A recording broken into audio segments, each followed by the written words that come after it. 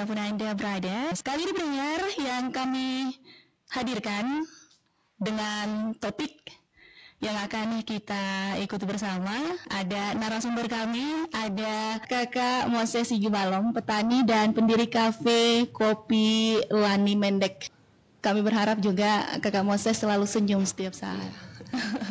Iya, kita tahu bahwa kopi ini sudah mendunia, di mana mulai dari variasi sejarahnya dan banyak lagi tentang kopi ini sangat bermanfaat juga untuk kesehatan.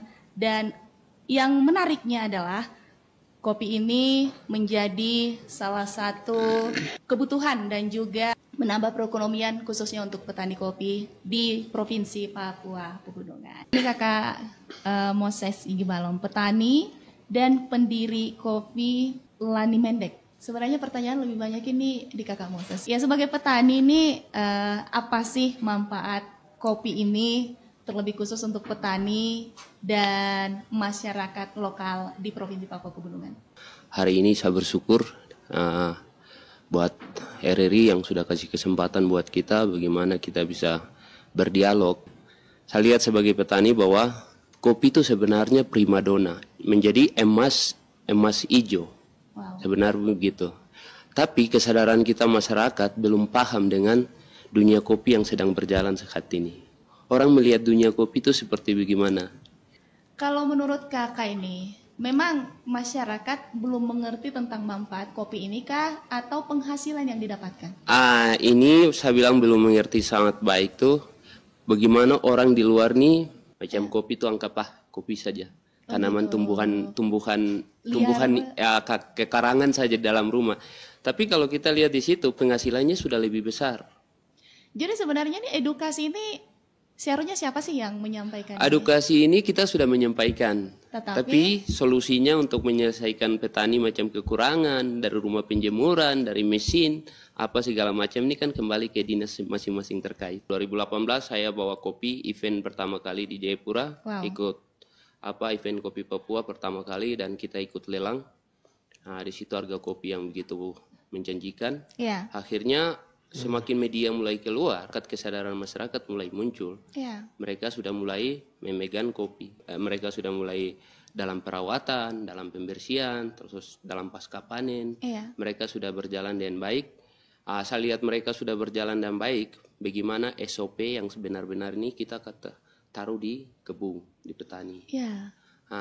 Ini saya sebagai petani dari Tiom, saya ada bantu teman-teman juga di petani di Tiom, terus macam di Wamena juga ada beberapa yang saya bantu nih, saya menanam SOP. Itu seperti apa? Dalam pelatihan ini kan butuh, karena kita mau bicara impor dan ekspor, kopinya harus clean, bersih. Iya, betul. Karena di sini kita di Papua sini belum ada kurator yang benar. Bagaimana apa yang kita tahu ini kita membuat SOP di kebun yang kita memahami. Bagaimana cara proses? Mungkin petani ini dia punya kesibukan banyak nih. Iya. Dia harus ke kebun, harus ke sana. Iya, karena memang bukan kebutuhan pokok ini termasuk kopi ini ya. Betul. Jadi mereka tidak fokus di kopi saja nih. Mereka fokus juga kadang di umbi-umbian. Iya. Sekarang ini mereka setelah fokus di kopi dong mereka kasih jemur, terus mereka pergi ke kebun. Apa yang di situ pas hujan kopi itu kena basah.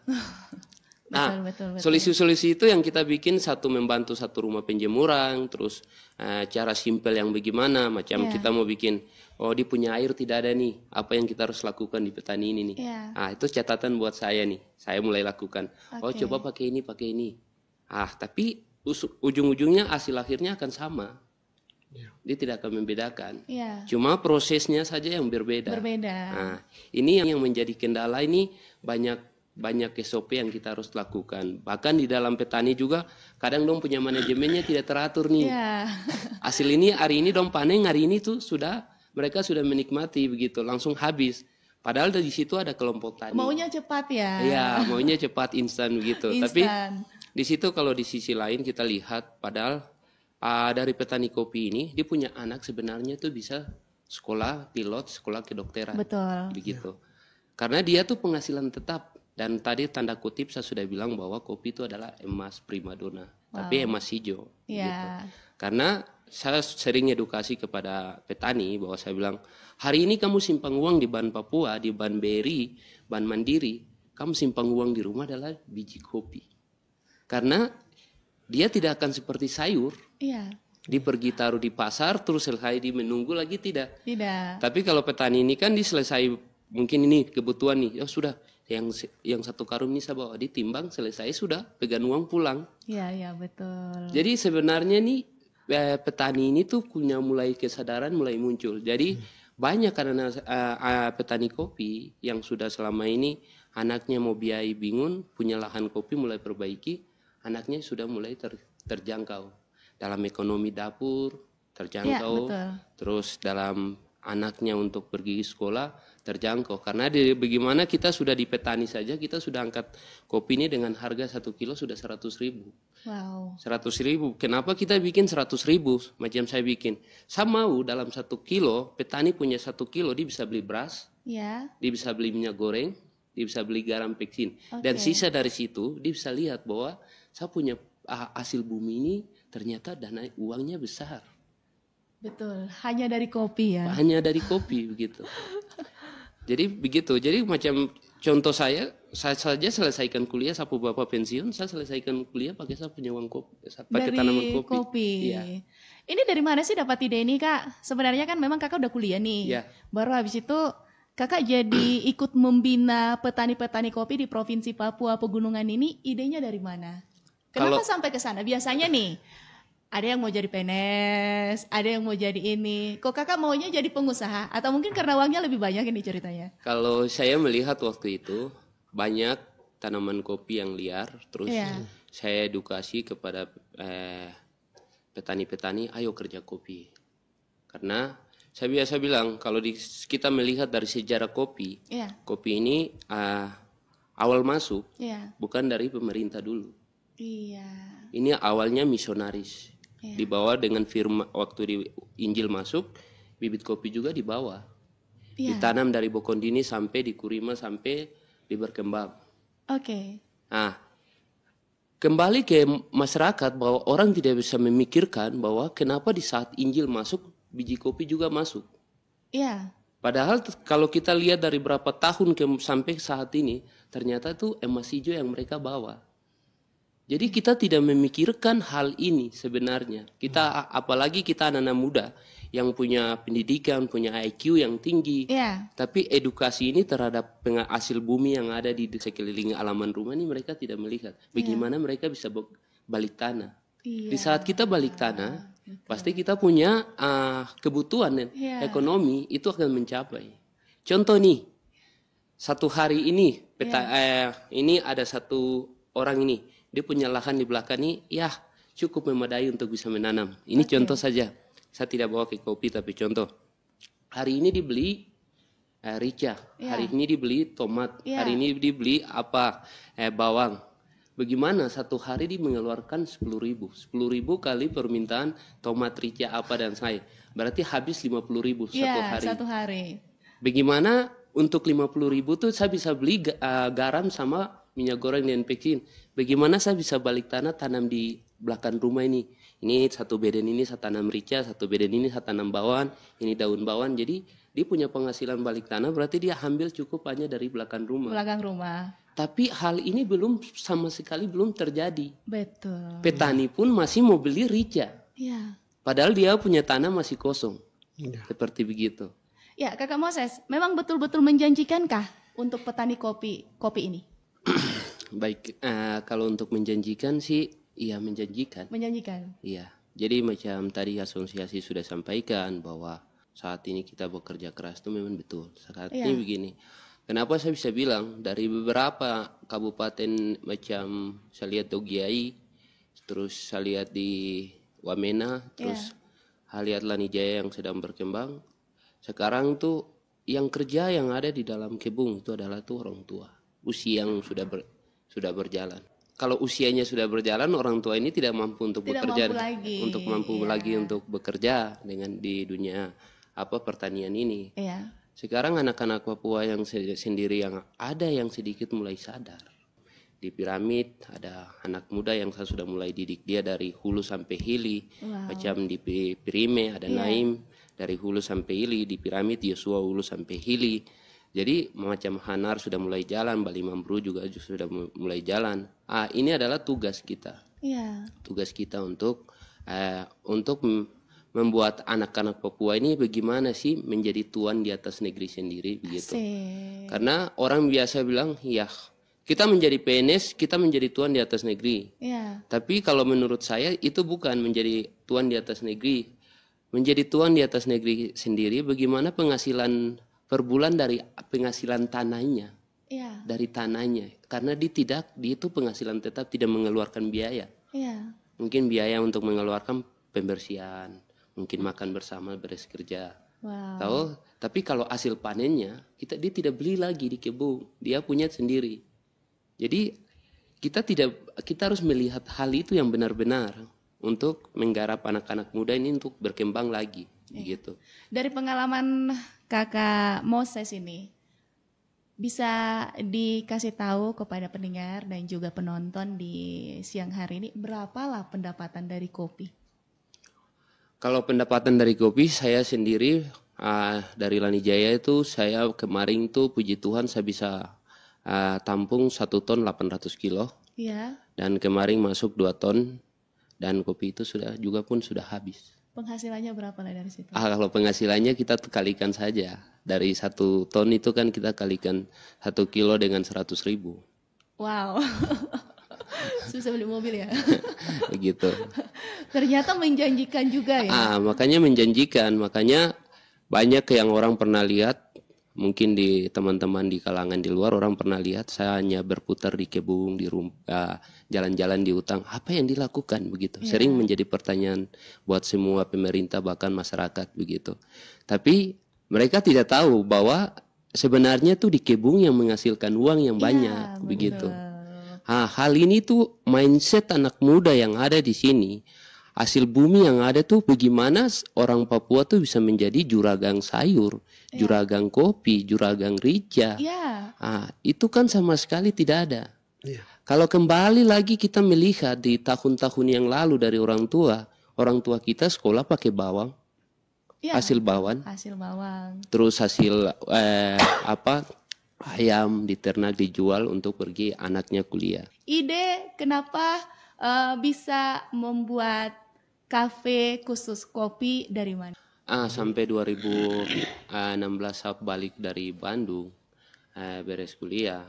Akhirnya saya lihat bahwa ternyata ada peluang nih untuk kita usaha kopi nih. Akhirnya awalnya tuh goreng-goreng pakai kuali, dari kuali terus. Manual dulu ya. Manual. Banyak ikut orang dan selesai. Terus belajar sendiri otodidak dari hulu sampai hili. Jadi begitu. Jadi mau bilang ya bikin kopi ya kita bikin kopi begitu. Tapi yang saya lebih tekan tuh kembali kita ke macam tadi saya sebagai petani saya bilang SOP yang betul-betul ditanam. Kenapa saya bilang SOP? Kenapa saya harus berbicara petani terus? Karena kita petani ini kan dia nih sebenarnya tuh hari ini bahwa kita berbicara kopi tapi berbicara tinggi. Tapi kita bukan tanam kopinya di atas udara. Kita masih tanam kopi di bawah tanah. Begitu. Saat ini kita mau bicara kopi sampai panjang lebar. Sekarang bagaimana macam pemerintah saat ini berbicara, iya kopi Papua Pegunungan semua begini-begini. Iya betul. Jayapura di mana-mana. Sampai sekarang macam di Sorong, di Timika, sampai di Jakarta, sampai di mana. Iya, orang menikmati apa? Mereka menikmati kopi lokal Papua. Begitu. Sedangkan dari beberapa tempat, mereka tidak menghargai kopi lokal. Di tempatnya kita sendiri begitu. Padahal kopi lokal yang sedang ada nih, orang di luar sana itu bergila-gila untuk merasakan itu. Bagaimana cita rasanya dia punya frutinya bagaimana, terus dia punya bodinya seperti bagaimana. Orang pengen tahu, ini ada varian baru nih, ini proses natural, ini proses full wash, ini proses honey. Bagaimana orang mau rasakan? Ini sedang orang sedang ada bergila-gila untuk merasakan kopi itu. Karena penggiat ataupun penggila kopi banyak di seluruh dunia. Kalau memang bisa, Provinsi Papua Pegunungan bisa menggait mereka supaya ekspor importnya kita dari Papua Pegunungan ini bisa jalan bagus begitu, itu sangat ide bisnis yang sangat menjanjikan sekali. Benar. Jadi begini, kenapa begini? Teman-teman bahkan di Wamena, di Jayapura, di mana-mana. Oke, kita blend nih. Arabica 70-30. Oke, Arabicanya Robustanya ambil dari mana?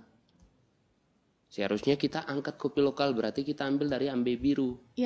Kenapa kita harus ambil dari luar? Padahal semua ada di Papua. Ya, begitu. Robusta nih, sekarang Yalimo baru menanam Robusta nih. Bagaimana pemerintah nih satu-satunya Papua Pegunungan bisa tanam Robusta. Ini satu kebanggaan begitu. Betul. Sebenarnya Papua Pegunungan ini bisa tanam Robusta. Kenapa tidak garap itu baik? Bagaimana pemerintah dari Yalimo ini bisa garap?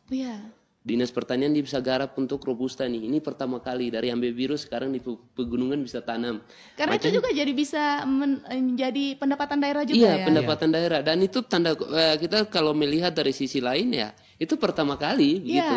Kayak macam di Jayapura sudah ada yang menanam nih, Kakak Yafet mereka. Terus ada koperasi Mas Ijo mereka menanam macam di belakang stadion. Ini terus di beberapa pelosok mereka menanam. Itu pertama kali mereka mulai menanam. Sekarang begitu. Jadi selama ini Robusta ini kita ambil semua dari luar. Dari luar. Iya, untuk blend dengan Arabica. Di kedai di mana-mana semua sama ada, sempat lihat juga seperti begitu. Tapi kita untuk mengangkat kopi lokal, kita lihat kembali bahwa apakah Robusta dengan Arabica memang beda rasanya. Robusta pasti agak asam, Arabica mungkin agak asamnya asam-asam orange lah gitu. Nah, ini sayang kita kalau macam kita orang Papua baru orang di luar minum kita punya kopi, orang dari luar minum kita punya kopi lokal. Ternyata... Terus kita dari luar minum kopi yang begitu mungkin ada yang nyaman di lidah, tapi ada yang nyaman tidak di lambung. Iya, betul ini. Yang mau dipertanyakan adalah, ini kan manfaat kopi dulu ini. Kita masuk ke manfaat kopi dulu ini. Jadi kan kita tidak suka dengan kopi ini karena lambung. Iya, katanya nih jantungnya kita tidak berdetaknya kencang kalau minum kopi. Bagaimana kalau kopi di Provinsi Papua Pegunungan? Kan kita lihat lagi. Kalau mau bilang cita rasa, ya kita lihat dari kita punya kadar garam tanah. Dan pelindung di situ, dan terus ketinggian kita ada di berapa mdpl dari permukaan laut. Macamnya, Lanijaya sudah ada di 2000, macam di Wamena sudah 1800 sekian-sekian. Berarti perbedaan body kopi saja terus bentuk biji saja sudah beda. Karena dia ada di bawah ketinggian. Dia punya bodinya agak besar, tebal, panjang. Dan bodinya akan tebal. Kalau kopi yang sudah ada di ketinggian, di bodinya akan kecil. Bentuk bodi kopinya kecil. Dan dia punya asamnya akan lebih menipis. Begitu. Dia akan mengeluarkan begitu mungkin mocha. Tapi kualitasnya? Ya kualitasnya semua kualitas kopi Papua enak. Wow. Cuman yang perbedaannya rasanya itu dari kadar garam tanah dan ketinggian. Kalau mau bilang kopi Tangma, ya saya sering kopi Tangma dengan Tiom saya blend. Karena menjatuh juga. Macam piramid sama Tiom saya blend nih. Iya, saya blend juga begitu. Jadi kenapa bisa blend? Kadang orang bilang, Moses kenapa blend? Ya, tidak. Bagaimana orang bisa rasa dua varian langsung? Langsung dari dua varian dia bisa menjadi satu itu bagaimana? Jadi kan tidak bagus juga sebenarnya. Jadi ini kan kita tidak manfaatkan begitu. Banyak kan orang-orang yang blend kopi maksudnya campur 30-70 dengan Robusta dari luar. Harus ada dari luar ini karena Robusta tidak ada di sini begitu. Karena kenapa orang bisa ambil kopi dari luar? Seharusnya kita di sini bisa manfaatkan. Kita untuk membatasi ini. Kita bisa tanam kopi Robusta di Yalimo. Dengan daerah agak sedikit panas. Di Duga kita bisa tanam. Karena di daerahnya agak bisa panas. Jadi dua tempat ini menjadi solusi untuk menanam Robusta. Supaya Robusta ini dari luar tidak masuk. Jadi asosiasi sedang garap itu. Betul. Asosiasi, saya kemarin diskusi dengan asosiasi, saya bilang, itu sangat bagus. Untuk Supaya kita tidak ada lagi kopi-kopi yang dari luar ya, untuk diproduksi di Provinsi Papua benar, Pegunungan. itu yang kita kejar. Jadi bagaimana Robusta ini kita tidak ambil dari luar. Robusta ini kita ambil dari Papua Pegunungan. Berarti kalau Papua Pegunungan mulai menanam Robusta dari 2 kabupaten ini lebih fokus, maka berarti kita berhenti akan mengambil Robusta dari luar. Betul sekali. Jadi kita akan lebih fokusnya, kita akan ambil kopinya, iya. Papua Pegunungan juga punya Robusta. Ngapain saya harus ambil jauh-jauh sana gitu. Jadi ini sebenarnya asosiasi ini sudah garap semua, sudah garap. Sekarang nih bagaimana pemerintah menjadi solusi nih? Solusi nih betul. Pemerintah nih mau nanam kah tidak nih? Kalau tidak mau tanam, dukungannya seperti bagaimana? Untuk closing statement tentang topik kita untuk hari ini, silakan. Kita selamatkan kopi yang jatuh, orang bilang 1 yang jatuh 1000 yang rugi. Jangan sampai 1000 yang rugi. Bagaimana kita kasih pergerakan dalam kebun itu, orang semua memegang ini kebun. Solusi buat pemerintah, bagaimana pemerintah bisa utuskan anak-anak Papua yang bisa pergi ambil kelas kurator. Kebanyakan pemerintah berpikir bahwa kopi itu tidak punya kelas. Kelas kopi tidak ada sekolah, padahal sekolah kopi itu lebih mahal daripada hampir mirip-mirip juga sekolah dokter begitu ya. Itu menjadi solusi pertama bagaimana supaya dia bisa mengembangkan kopi-kopi Papua yang ada di kebun. Karena kurator ini bukan berbicara di marketing jualan, tapi kurator ini dia akan berbicara di kebun. Untuk mendapat kopi kualitas yang baik. Itu yang pertama. Itu terus yang kedua, kami berharap tuh di sini banyak anak Papua yang sudah mulai usaha dari sisi kopi, sudah kemasan, sudah punya brand-brand lokal, sudah banyak. Bagaimana brand-brand lokal nih kita bisa satukan? Sudah asosiasi sudah bentuk di kebun. Bagaimana dari asosiasi ini bisa masuk ke membentukkan satu galeri. Galeri di situ bagaimana di situ anak-anak perkumpulan anak-anak Papua, di situ kita bisa berbicara diskusi usaha, di situ apa yang menjadi kita mau ada yang mau training kopi, kita bisa ada semua di satu galeri itu. Galeri itu di sini kita belum ada. Dan dalam galeri itu satu tuh kita membutuhkan harus ada gudang yang baik, itu pemerintah bisa sediakan buat kita begitu. Terus macam di sini macam begini nih, satu nih anak-anak Papua nih semuanya punya brand lokal. Tapi mereka bingung di roastery. Ini solusi, benar-benar solusi buat pemerintah. Karena beberapa pemerintah yang membagikan satu mesin roastery yang ada di Wamena ini yang saya lihat, itu tidak memenuhi syarat, standar pun tidak sama juga. Sama saja kita goreng kopi di kuali gitu. Jadi ini menjadi PR buat pemerintah, bagaimana bisa mendatangkan satu mesin roastery khusus untuk semua pada umumnya begitu, bagi anak-anak muda yang punya brand lokal nih yang sedang mau usaha, ada yang bisa belajar roastery di situ, ada yang bisa belajar kurator kopi di situ, ada yang bisa belajar barista di situ, ada yang bisa mengatur saya tidak bisa apa-apa nih, atur marketing saja boleh. Boleh, ambil begitu, ambil sip. Jadi biar di adanya galeri itu semuanya kita bisa lakukan satu kegiatan yang aktif untuk perkembangan kopi Papua ini lebih mengembang lagi. Kita membutuhkan satu galeri. Itu sedikit saja yang saya bisa kasih tahu. Terima kasih banyak Kakak Moses Sigibalom, petani dan pendiri Kafe Kopi Lani Mendek. Pendengar dimanapun Anda berada, kopi itu tidak pahit, pasti langsung enak kalau lihat Kak Moses. Kopi itu tidak pahit, yang lebih pahit itu hidup kamu. Maka minumlah kopi supaya hidupmu lebih berwarna. Marilah kita sama-sama mendukung petani lokal untuk kesejahteraan petani kopi. Dan akhirnya saya Tanti pamit undur diri. Selamat siang, sampai jumpa.